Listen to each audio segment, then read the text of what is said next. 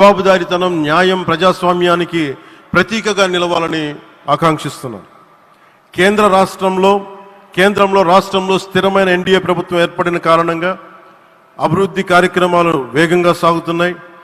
మేనిఫెస్టోలో ఇచ్చిన హామీలన్నీ దశల వారీగా బాధ్యతాయుతంగా అమలు చేస్తున్నాం. కేవలం మ్యాచింగ్ గ్రాంట్స్ ఇవ్వని కారణంగా గత ప్రభుత్వం రాష్ట్రం కేంద్రం నుంచి పొందాల్సిన వేల కోట్లు నష్టపోయింది. కానీ ఈ ప్రభుత్వం కోఆపరేటివ్ ఫెడరలిజం స్ఫూర్తితోటి పరస్పర సహకారంతో పనిచేస్తున్నాం. రాష్ట్రంలో రహదారులు, రైల్వే, పారిశ్రామిక రక్షణకు సంబంధించి ఈ రోజున మన అమరావతి కాకుండా రాష్ట్రంలో రహదారులు, రైల్వే, పారిశ్రామిక రక్షణకు సంబంధించి ఈ రోజున 1,07,00,000 కోట్ల విలువైన అభివృద్ధి పనులకి ప్రధాని గారు శంకుస్థాపనలు, ప్రారంభోత్సవాలు చేస్తున్నారు. రాయలసీమలో గుంతకల్ రైల్వే, గోరంట్ల హైవే లాంటి వివిధ కార్యక్రమాలకు, ఉత్తరాంధ్రలో పిఎం ఏక్తా మాల్ లాంటి వివిధ పనులకు ఈరోజు శంకుస్థాపన, ప్రారంభోత్సవం చేస్తున్న ప్రధానమంత్రి గారికి నా హృదయపూర్వక కృతజ్ఞతలు. నేను అవనిగడ్డ ఎన్నికల ప్రచారంలో హామీ ఇచ్చిన దానికి అనుగుణంగా మనందరి ఆశలు మనకి ఆశించిన విధంగా నాగాయలంకలో మిస్సైల్ టెస్ట్ రేంజ్కి ప్రధానమంత్రి గారు ఈ రోజున శంకుస్థాపన జరగడం నాకు చాలా సంతోషంగా ఉంది. Now with Honorable Prime Minister Sri Modi ji and Honorable CM Sri Chandrababu Naidu garu, and together again Amravati will surely become a world-class capital, a 360-degree growth engine for all of Andhra Pradesh. Our youth will no longer have to leave for Bangalore, Chennai or Hyderabad. Soon Andhra Pradesh will create jobs for our people and attract talent from across the nation and the world. దీనికి అమరావతికి ప్రత్యేకించి ఒక వ్యక్తిని మనం స్మరించుకోవాలి. రాళ్లల్లో, రప్పల్లో ఒక మహానగరాన్ని చూసిన వ్యక్తి, ఒక 20 సంవత్సరాలు ముందుకెళ్ళి చూసిన వ్యక్తి.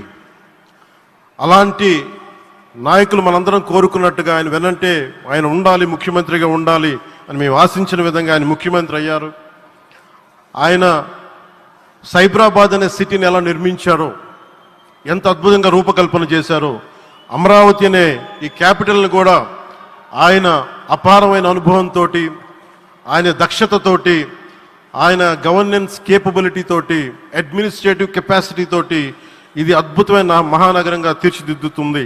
ఇది ఆంధ్రప్రదేశ్కే కాదు, భారతదేశానికి తలమానికంగా అవుతుందని మనస్ఫూర్తిగా నేను ఆశిస్తున్నాను.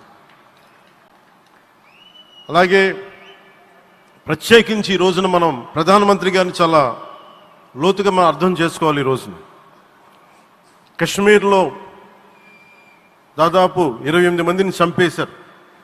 అలాంటి క్లిష్ట సమయంలో రాష్ట్రం, దేశం మొత్తం యుద్ధం వైపు వెళ్తున్న సమయంలో, అలాంటి కీలక సమయంలో ప్రధానమంత్రి గారు ఇక్కడికి వచ్చి లోపలంత బరువు, గుండెల్లో బరువు పెట్టుకొని వేదన ఉండి కూడా అమరావతి రైతులు చేసిన త్యాగాలను మర్చిపోకూడదని చెప్పి ఇంత ఇబ్బందుల్లో కూడా ఆయనకు వచ్చినందుకు మనస్ఫూర్తిగా ఒక్కసారి మనందరం ప్రధానమంత్రి గారికి గౌరవ సూచకంగా మనందరం కృతజ్ఞతలు తెలియజేయాలి. The Pahalgam terrorist attack has been one of the darkest days for the entire country. Even the blood was spilled in Kashmir. The blood spilled in Kashmir, it created tremors in the entire nation. And we had seen it personally, witnessed personally, the pain of the victims. For the Honorable PM Modi ji, he is leading the country through these tough times, and he assured all the citizens with stern action against the perpetrators of terrorism. I know this is very sensitive time, and Modi ji is carrying the nation's burden. Amidst this tremendous difficult moment, Modi ji still gave time and came today to Amravati.